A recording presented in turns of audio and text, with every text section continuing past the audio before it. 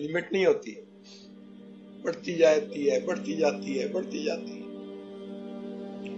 اس کو کنٹرول کرنا چاہیں تو کنٹرول ہو جاتی ہے، بڑھانے پہ آ جائیں تو پھر آپ کے پاس اس کی کوئی حد نہیں ہے۔ اور یہ تو پاسبل ہی نہیں نا کہ یہ بھی آ جائے، یہ بھی آ جائے، یہ بھی آ جائے، یہ تو ہو ہی نہیں سکتا۔ کیسے دنیا بھر کے ہو جائیں ہنسی میرے لیے۔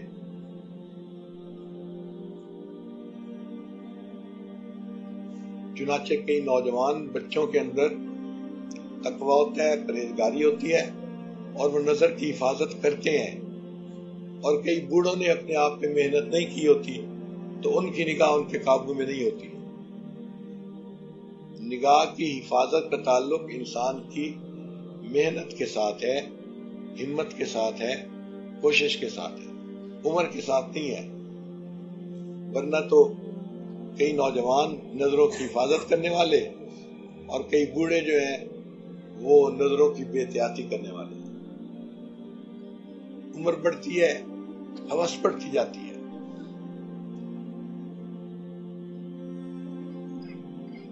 عرفات کے میدان میں وقوف عرفہ کے وقت ہم نے ایک بوڑھے کو دیکھا جو 2-3 نوجوان لڑکوں کے ساتھ بیٹھا لڑکیوں کی باتیں کر رہا تھا۔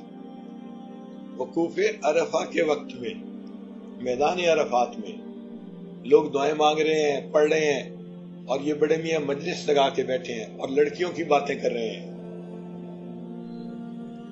نوجوان لڑکوں سے۔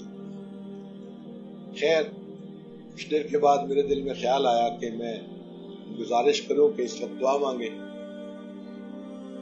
تو میں نے بڑے میاں کو سلام کیا اور میں نے کہا کہ بڑے میاں آپ کی عمر کتنی ہوگی؟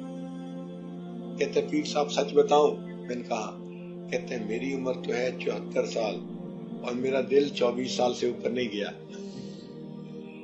میری عمر تو ہے 74 سال لیکن میرا دل جو ہے نا وہ 24 سال سے اوپر نہیں گیا، ابھی بھی دل 24 سال کا ہے۔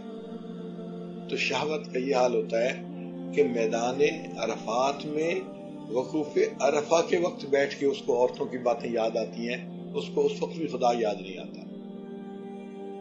بربادی ہے نا، اتنا پیسہ خرچ کیا، مشقت اٹھائی، فرض حج کے لیے وہاں پہنچا اور وہاں عین دعا کے وقت میں بھی عورتوں کے خیال سے جان نہیں چھوٹ رہی۔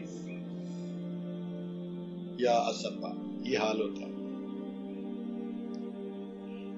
اور کئی نوجوان عین جوانی کے عالم میں 20 سال عمر ہے اور نظر کا پرہیز کرتے ہیں۔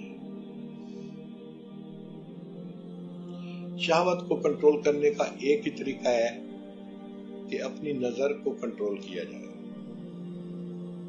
جس کی نظر کنٹرول میں نہیں اس کی شہوت کنٹرول میں نہیں۔ اس لیے شریعت نے فرمایا کہ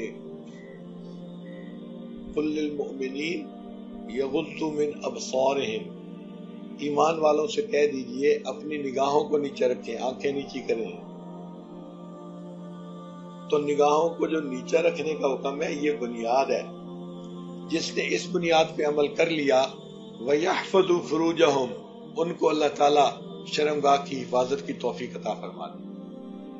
آنکھ محفوظ تو شرمگاہ بھی محفوظ، آنکھ محفوظ نہیں تو شرمگاہ بھی محفوظ نہیں۔ امام ربانی مجدد ثانی رحمۃ اللہ فرماتے ہیں آنکھ دیکھتی ہے، دل چاہتا ہے اور شرمگاہ اس کا تقاضا پورا کر دیتی ہے۔ آنکھ دیکھتی ہے، دل چاہتا ہے، شرمگاہ تقاضے کو پورا کر دیتی ہے۔ تو اگر آپ حفاظت کرنا چاہتے ہیں اپنی عزت و ناموس کی تو آنکھ کی حفاظت کریں۔